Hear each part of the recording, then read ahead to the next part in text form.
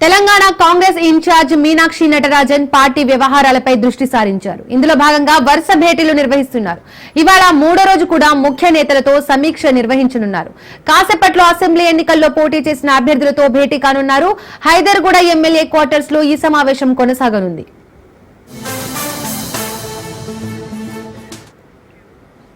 ఇవాళ నల్గొండ, భువనగిరి పార్లమెంటు స్థానాలపై సమీక్షా సమావేశం నిర్వహిస్తారు. ముఖ్యంగా నియోజకవర్గాల్లో అంతర్గత సమస్యలపై ఫోకస్ చేయనున్నారు ఆమె. అదేవిధంగా కాంగ్రెస్ పాలనపై ప్రజల స్పందనను ఆరా తీయనున్నారు మీనాక్షి నటరాజన్. అండ్ స్థానిక ఎన్నికల్లో పార్టీల బలాబలాల గురించి ఎంక్వైరీ చేయనున్నారు. కాగా వచ్చే నెల 5వ తేదీ వరకు హైదరాబాద్ లో ఉండనున్నారు మీనాక్షి నటరాజన్.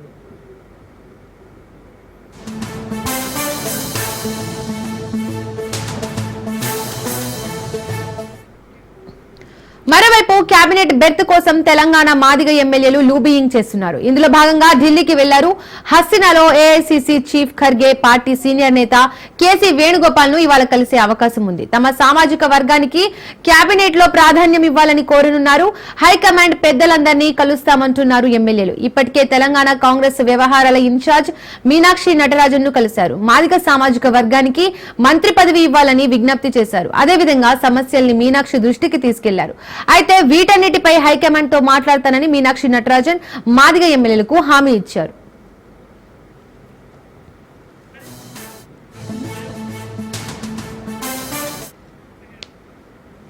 ఇక ఇదే అంశానికి సంబంధించి మరిన్ని అప్డేట్స్ మా ప్రతినిధి రాజు లైవ్ ద్వారా అందిస్తారు. రాజు,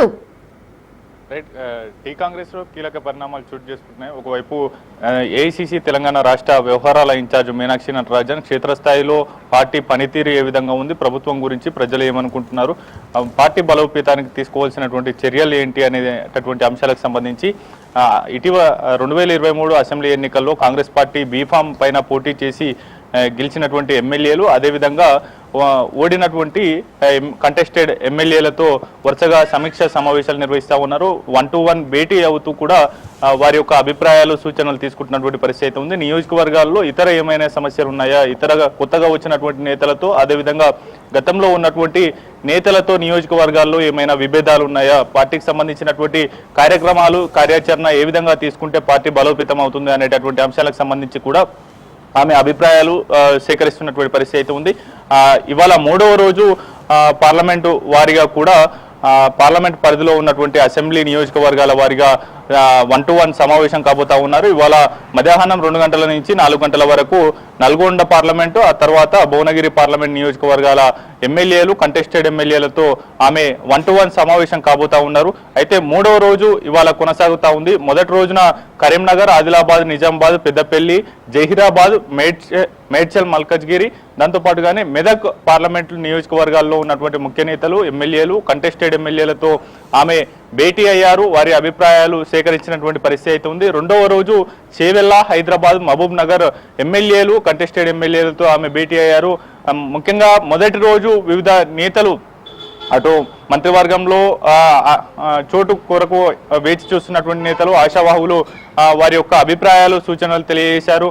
ప్రధానంగా ప్రేమ్ సాగర్ రావు తనకు మంత్రివర్గంలో అవకాశం కల్పించాలి అనేటటువంటిది కూడా ఆమెకు గుర్తు చేసినటువంటి పరిస్థితి. దాంతోపాటుగానే వివేక్ వెంకటస్వామి తనకు పార్టీలో చేరికకు ముందే మంత్రివర్గంలో తీసుకుంటామనేటటువంటి హామీ ఇచ్చింది అధిష్టానం అనేది కూడా గుర్తు చేసినటువంటి పరిస్థితి ఉంది. మరోవైపు మాదిగ సామాజిక వర్గానికి చెందినటువంటి 6 ఎమ్మెల్యేలు రెండవ రోజు అంటే మొన్న మాదిగ సామాజిక వర్గానికి చెందినటువంటి 6 ఎమ్మెల్యేలు కూడా ఏఐసీసీ తెలంగాణ రాష్ట్ర వ్యవహారాల ఇన్ఛార్జ్ మీనాక్షి నటరాజన్తో భేటీ అయ్యారు. ఆమెకు వినతి పత్రం అందజేశారు. మాదిగ సామాజిక వర్గానికి చెందిన ఎమ్మెల్యేకు మంత్రివర్గంలో చోటు కల్పించాలనేటటువంటిది కూడా ఆమెకు విజ్ఞప్తి చేసినటువంటి పరిస్థితి ఉంది. మాదిగ సామాజిక వర్గానికి చెందినటువంటి ఎమ్మెల్యేలు 6 వరుసగా రెండు సార్లు సీఎం రేవంత్ రెడ్డితో భేటీ అయ్యారు. సీఎం రేవంత్ రెడ్డికి విజ్ఞాపతి పత్రమే అందజేశారు. ఆ తర్వాత డిప్యూటీ సీఎం బట్టి విక్రమార్కతో భేటీ అయ్యారు.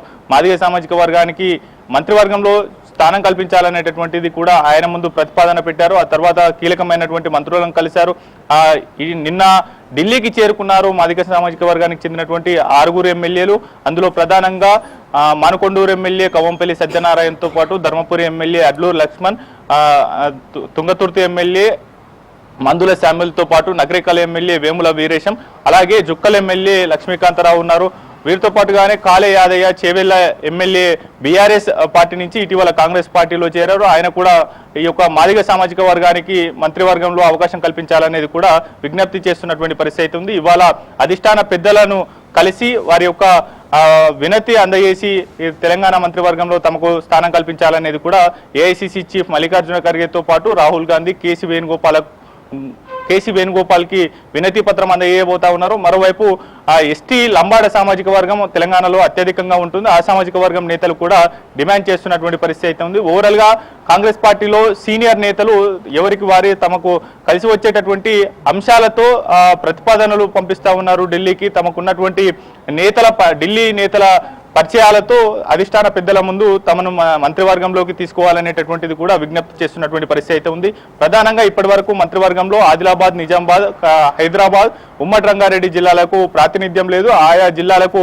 ప్రాతినిధ్యం కల్పించాలనేది కూడా కొందరు నేతలు డిమాండ్ చేస్తున్నటువంటి పరిస్థితి అయితే ఉంది. ఆయా జిల్లాలకు ప్రాతినిధ్యం కనిపిస్తే, మంత్రివర్గంలో ప్రాతినిధ్యం కల్పిస్తే గనక ఆయా జిల్లాలు అభివృద్ధి చెందేటటువంటి అవకాశం ఉంటుంది. ఆ స్థానికంగా ఉన్నటువంటి సమస్యలు పూర్తి స్థాయిలో తాము ఎరిగి ఉన్నాం కాబట్టి వాటి పరిష్కారానికి కృషి చేస్తామనేది కూడా వారు చెప్పుకొస్తున్నటువంటి పరిస్థితి అయితే ఉంది. అయితే ఇవాళ భువనగిరి, అదేవిధంగా నల్గొండ పార్లమెంట్ పరిధిలో ఉన్నటువంటి ఆయా 2 పార్లమెంట్ పరిధిలో ఉన్నటువంటి ఎమ్మెల్యేలు, కంటెస్టెడ్ ఎమ్మెల్యేలతో మీనాక్షి నటరాజన్ 1-to-1 భేటీ అవుతారు. వారు క్షేత్రస్థాయిలో ఉన్నటువంటి సమాచారాన్ని వారి దగ్గర నుంచి తీసుకోబోతా ఉన్నారు. అభిప్రాయాలు సేకరించి పార్టీ భవిష్యత్ కార్యాచరణ ఏ విధంగా ఉండాలి, ప్రభుత్వం పనితీరు పైన జనం ఏమనుకుంటున్నారు, మీ నియోజకవర్గాల్లో ప్రస్తుతం పార్టీ గురించి, ప్రభుత్వం గురించి ఏ విధమైనటువంటి చర్చ జరుగుతూ ఉంది, ప్రభుత్వ పథకాలు లబ్ధిదారులకు అందుతున్నాయా లేదా, మధ్య దళారులు ఎవరైనా జోక్యం చేసుకుంటున్నారా, పూర్తి స్థాయిలో పేదలకు లబ్ధి చేకూరే దిశగా కూడా ప్రభుత్వ పథకాలు ప్రవేశపెడుతుంది, దాన్ని మీరు ఎంతవరకు క్షేత్రస్థాయిలో ఉన్నటువంటి జనాలకు అవగాహన కల్పించడం, ప్రచారం చేయడం చేపడుతున్నారు అనేటటువంటి అంశాలతో పాటుగానే నియోజకవర్గాల్లో ఉన్నటువంటి విభేదాలు ఉన్నాయి. ఆ విభేదాలను మీరు ఏ విధంగా అధిగమించి వెళ్తా ఉన్నారు, ఆ పాత కొత్త నేతలను కలుపుకొని వెళ్ళేటటువంటి ప్రయత్నం ఏమైనా చేస్తా ఉన్నారా, ఏ విధమైనటువంటి ప్రోటోకాల్ ఏమైనా ఇబ్బందులు కలిగిస్తుందా, ప్రోటోకాల్ ఇబ్బంది ఏమైనా మీరు ఎదుర్కొంటున్నారా అనేటటువంటి అంశాలకు సంబంధించి కూడా ఆమె అభిప్రాయాలు సేకరిస్తూ ఉన్నారు. దాంతోపాటుగానే పార్టీలో అటు ప్రభుత్వంలో ఇంకేమైనా నామినేటెడ్ పదవులు ఆశిస్తా ఉన్నారా అనేటటువంటి అంశాలకు సంబంధించి ఆమె అభిప్రాయాలు సేకరిస్తున్నటువంటి పరిస్థితి అయితే ఉంది. ఒకవైపు తెలంగాణ ఏఐసిసి తెలంగాణ రాష్ట్ర వ్యవహారాల ఇన్ఛార్జ్ మీనాక్షి నటరాజన్ పార్టీని చక్కదిద్దేటటువంటి కార్యక్రమం చేపడుతుంది. క్షేత్రస్థాయిలో మొన్నటి అసెంబ్లీ ఎన్నికల్లో పోటీ చేసినటువంటి కంటెస్టెడ్ ఎమ్మెల్యేలు అభిప్రాయం ఏ విధంగా ఉంది, వారు ఏమైనా ఇబ్బందులు పడతా ఉన్నారా, క్షేత్రస్థాయిలో పార్టీని చక్కదిద్దేందుకు ఎటువంటి కార్యాచరణ తీసుకోవాలనేది కూడా ఆమె వరుసగా మూడవ రోజు ఇవాళతో అభిప్రాయాలు సేకరిస్తున్నటువంటి పరిస్థితి అయితే ఉంది. క్షేత్రస్థాయిలో ఉన్నటువంటి పరిస్థితులు తెలుసుకుంటున్న నేపథ్యంలో మరోవైపు ఢిల్లీ పెద్దలు తెలంగాణ మీద ఫోకస్ చేశారు. నిన్నటికి నిన్న 5 టీపీసీసీ అనుబంధ కమిటీలను కూడా ప్రకటించినటువంటి పరిస్థితి అయితే ఉంది. అందులో ప్రధానమైంది పిఏసీ కమిటీ, పొలిటికల్ అఫైర్స్ కమిటీలో సీఎం రేవంత్ రెడ్డితో పాటు మీనాక్షి నటరాజన్, పలువురు మంత్రులతో పాటు సీనియర్ నేతలు ఉన్నారు. దాంతోపాటుగానే అడ్వైజరీ కమిటీ పార్టీకి సలహాలు సూచనలు ఇచ్చేందుకు సీనియర్ నేతలందరినీ కూడా అందులో అకామిడేట్ చేసినటువంటి పరిస్థితి అయితే ఉంది. జానారెడ్డి, జగ్గారెడ్డి, విహెచ్తో పాటు మధుయాష్కి గౌడ్, గీతారెడ్డి, అంజన్ కుమార్ యాదవ్ లాంటి వారికి ఇందులో స్థానం కల్పించారు. దాంతోపాటుగానే ఏఐసిసి ఇటీవల కీలకమైనటువంటి నిర్ణయం తీసుకుంది. సంవిధాన్ బచావో కార్యక్రమాన్ని చేపట్టేందుకు సంవిధాన్ కమిటీని కూడా ఏర్పాటు చేసింది. దేశవ్యాప్తంగా ఈ యొక్క కార్యాచరణ చేపట్టేందుకు దానికి చైర్మన్ గా కూడా వంశీచంద్ రెడ్డిని నియమించినటువంటి పరిస్థితి అయితే ఉంది. మరోవైపు కీలకమైనటువంటి అటు అడ్వైజరీ కమిటీని కూడా నియమించినటువంటి పరిస్థితి అయితే ఉంది. ఓవరాల్ గా 5 కమిటీలను నియమించింది. ఒకటి పిఏసీ కావుగా, మరొకటి క్రమశిక్షణ కమిటీకి చైర్మన్ గా ఇప్పటి వరకు చిన్నారెడ్డి కొనసాగారు. పార్టీ లైన్ ఎవరైనా అతిక్రమిస్తే గనక పార్టీ వ్యతిరేక కార్యకలాపాలకు పాల్పడితే కనుక వారి మీద వేటు వేసేందుకు చర్యలు తీసుకునేందుకు క్రమశిక్షణ కమిటీ కీలకంగా పనిచేయబోతా ఉంది. ఇప్పటి వరకు చిన్నారెడ్డి ఈ యొక్క పార్టీ క్రమశిక్షణ కమిటీ చైర్మన్ గా బాధ్యతలు నిర్వహించగా ఇప్పుడు నాగర్ కర్నూలు ఎంపీ మల్లు రవికి ఆ బాధ్యతలు అప్పగించినటువంటి పరిస్థితి అయితే ఉంది. ఒకవైపు పొలిటికల్ అఫైర్స్ కమిటీ, మరోవైపు క్రమశిక్షణ కమిటీ, అడ్వైజరీ కమిటీ, వీటితో పాటుగానే సంవిధాన్ బచావ్ సంబంధించినటువంటి మరో కమిటీని కూడా నియమించినటువంటి పరిస్థితి అయితే ఉంది. ఓవరాల్ గా 5 కమిటీలను నియమించింది. అయితే పిసిసికి సంబంధించినటువంటి ప్రధాన కమిటీని ఏఐసిసి కొంత మరోసారి రాష్ట్ర నాయకత్వంతో చర్చించిన అనంతరం నియమించేటటువంటి అవకాశం అయితే కనిపిస్తా ఉంది. నిన్నటికి నిన్న ఏఐసిసి చీఫ్ మల్లికార్జున ఖర్గే నేతృత్వంలో రాహుల్ గాంధీ, కేసీ వేణుగోపాల్తో భేటీ అయిన నేపథ్యంలో అందులో ప్రధానంగా తెలంగాణ మంత్రివర్గ విస్తరణ అంశం మీద చర్చ జరిగింది. రెండవది తెలంగాణ పిసిసి కార్యవర్గ కూర్పు అంశం మీద కూడా చర్చ జరిగినటువంటి పరిస్థితి అయితే ఉంది. అయితే పిసిసి కార్యవర్గ కూర్పులో అత్యంత కీలకమైనటువంటి పదవులు వర్కింగ్ ప్రెసిడెంట్, దాంతో పాటుగానే వైస్ ప్రెసిడెంట్లు, జనరల్ సెక్రటరీలు అత్యంత కీలకంగా ఉంటారు. అయితే ఈ ప్రకటించినటువంటి 5 కమిటీల్లో వర్కింగ్ ప్రెసిడెంట్లు, దాంతో పాటుగానే వైస్ ప్రెసిడెంట్లు, జనరల్ సెక్రటరీలను నియమించలేదు. ఎందుకంటే మరోసారి తెలంగాణ సీఎం రేవంత్ రెడ్డితో పాటు పిసిసి చీఫ్ మహేష్ కుమార్ గౌడ్తో తెలంగాణ మంత్రివర్గంలో ఉన్నటువంటి కీలక నేతలతో మరోసారి అధిష్టాన పెద్దలు భేటీ అయిన అనంతరం మరోసారి సమాలోచనలు చేసిన అనంతరం వారి అభిప్రాయాలు సేకరించి ఎవరెవరిని మంత్రివర్గంలోకి తీసుకోవాలి, ఏ సామాజిక వర్గానికి అదే విధంగా జిల్లాలకు అవకాశం కల్పించాలి అనేటటువంటిది నిర్ణయం తీసుకొని ఉన్నారు. పిసిసిలో సైతం అదే విధంగా చురుగ్గా పనిచేసేటటువంటి నాయకులను తీసుకోవాలి, యువ నాయకులకు అవకాశం ఇవ్వాలనేటటువంటిది దృష్టిలో పెట్టుకొని అటు సీనియర్ నేతలకు అడ్వైజరీ కమిటీలో చోటు దక్కించారు.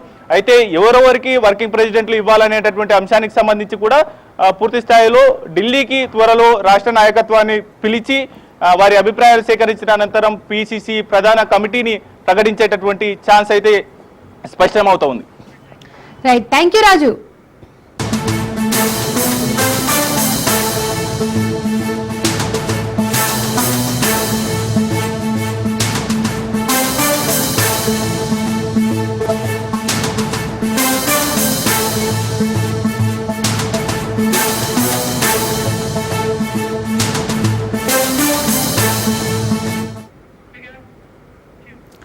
కరోనా మహమ్మారి మళ్లీ విజృంభిస్తోంది. దేశవ్యాప్తంగా రోజు రోజుకి కరోనా కేసులు పెరుగుతున్నాయి. వారం రోజుల్లో 1000 మార్కును కోవిడ్ కేసులు దాటాయి. తెలుగు రాష్ట్రాల్లో దాదాపు అన్ని ప్రధాన నగరాల్లో కేసులు నమోదు కావడంతో ప్రజలు భయాందోళనకు గురవుతున్నారు. విశాఖలో తొలి కరోనా నమోదు కావడం ఆందోళన కలిగిస్తోంది. తప్పనిసరిగా మాస్కులు వాడడం, శుభ్రత పాటించడంతో వ్యాధి బారిన పడకుండా ఉంటారని వైద్యులు చెబుతున్నారు. వృద్ధులు, చిన్నపిల్లలు అవసరం లేకుండా బయటకు రావద్దంటున్నారు డాక్టర్లు.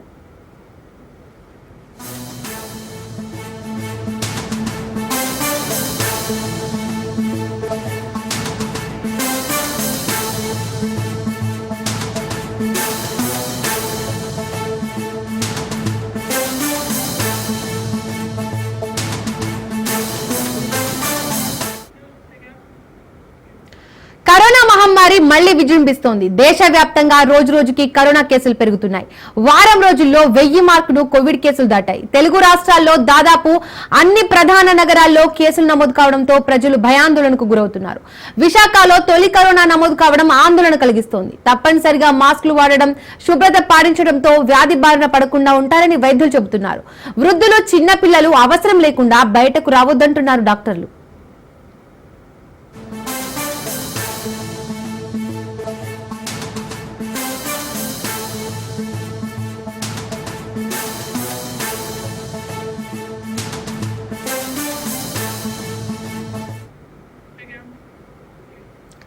ఏపీలో కరోనా వైరస్ వ్యాప్తిపై మరింత సమాచారం మా ప్రతినిధి సూర్యప్రకాష్ అందిస్తారు. దేశంలో మళ్ళీ కరోనా విజృంభణ అయితే జరుగుతుంది. ఎక్కడికక్కడ కూడా భారీ అత్యధికంగా అయితే కేసులు పెరిగే పరిస్థితి అయితే ఎంతైనా కనిపిస్తుంది. ఎక్కడికక్కడ ఈ యొక్క కరోనా కేసులు అత్యధికం కావడంతో అయితే దాదాపు అధికారులందరూ కూడా దీనిపైన అప్రమత్తం కావడం జరుగుతుంది. ముఖ్యంగా ప్రతి ఒక్కరు కూడా మాస్కులు, శానిటైజేషన్ చేసుకోవాల్సిన అవసరం ఎంతైనా ఉందన్న విషయాన్ని కూడా అధికారులు అయితే తెలియజేయడం జరుగుతుంది.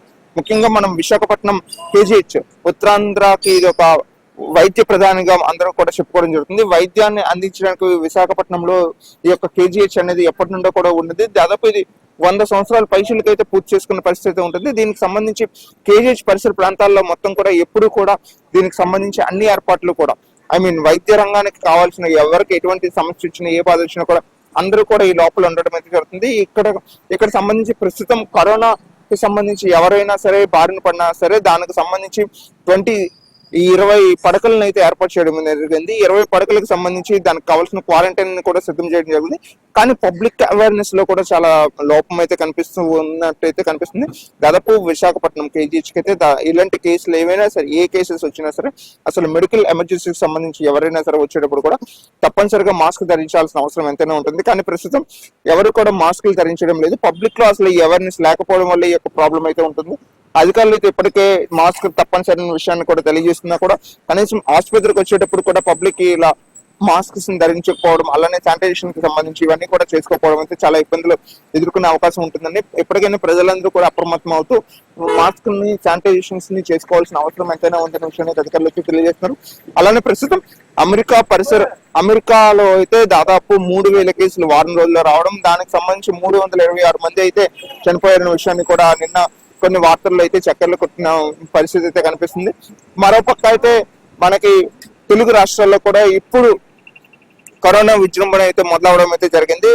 దాదాపు కోవిడ్ కి సంబంధించి అన్ని జిల్లాలని కూడా హైలైట్ ప్రకటించిన విషయం కూడా జరిగింది. వారం రోజుల క్రితంగా అయితే విశాఖపట్నం మద్దిలపాలెం పిఎం పిఠాపురం కాలనీలో అయితే దాదాపు ఒక కేసు నమోదు కావడం, ఆ కేసు నమోదు అయిన తర్వాత వాళ్ళ చుట్టుపక్కల ఉన్న వాళ్ళందరికీ కూడా ఈ యొక్క ర్యాపిడ్ టెస్టులు చేసిన తర్వాత మరొక ఇద్దరికి అంటే దాదాపు 3కి కోవిడ్ ఉన్నదని నిర్ధారణ జరిగింది. ఒకే ప్రాంతంలో 3 ఉంది. అలా ఎంతమందికైనా చేస్తే ఈ యొక్క కోవిడ్ బారిన పడే వాళ్ళు అయితే ఎక్కువ మంది ఉంటారనే విషయంతో ప్రజలంతా అప్రమత్తం అవ్వాల్సిన అవసరం ఎంతైనా ఉందనే విషయం అయితే అధికారులు అయితే తెలియజేస్తున్నారు. కానీ అధికారులు తెలియజేసినా కూడా దాదాపు ఇక్కడ పబ్లిక్ లో వారి యొక్క మాస్క్ వాడకం కావచ్చు, శానిటైజేషన్ కి సంబంధించి దూరాన్ని ప్రకటించాల్సిన అవసరం ఎంతైనా ఉంది. ఎవరో 100కి 2-3 తప్ప మిగతా వాళ్ళు ఎవరు కూడా మాస్క్ ధరించిన పరిస్థితి నెలకొంటుంది.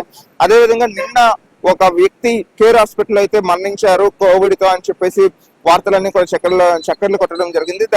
దాన్ని ఈ యొక్క మెడికల్ డిపార్ట్మెంట్ అయితే ఖండించడం అయితే జరిగింది. దాదాపు అతనికి 64 సంవత్సరాలు కావడం, అతను శ్వాసకోశ వ్యాధితో బాధపడుతూ మరణించారనే విషయాన్ని అయితే తెలియజేయడం జరుగుతుంది.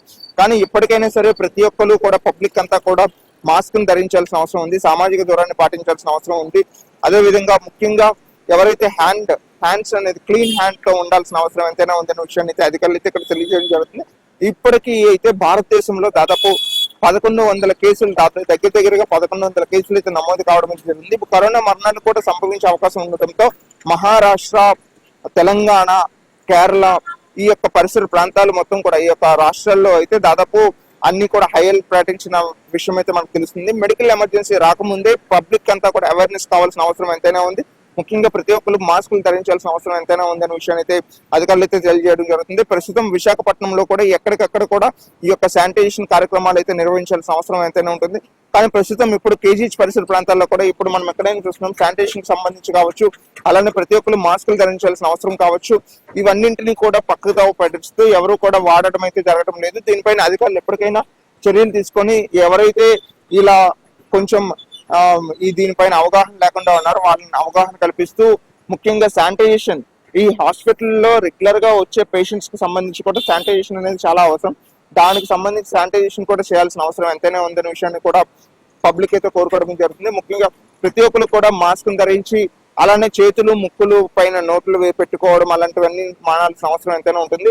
బయట నుంచి వెళ్ళినా కూడా తప్పనిసరిగా ప్రతి ఒక్కరు కూడా చేతులు కడుక్కోవాల్సిన అవసరం ఎంతైనా ఉంటుందని, చిన్నపిల్లలు, పెద్దలు ఉంటే దాదాపు బయటకు రాకుండా జాగ్రత్తలు వహించాల్సిన అవసరం ఎంతైనా ఉంటుందని అధికారులు అయితే మనకు తెలియజేస్తున్నారు.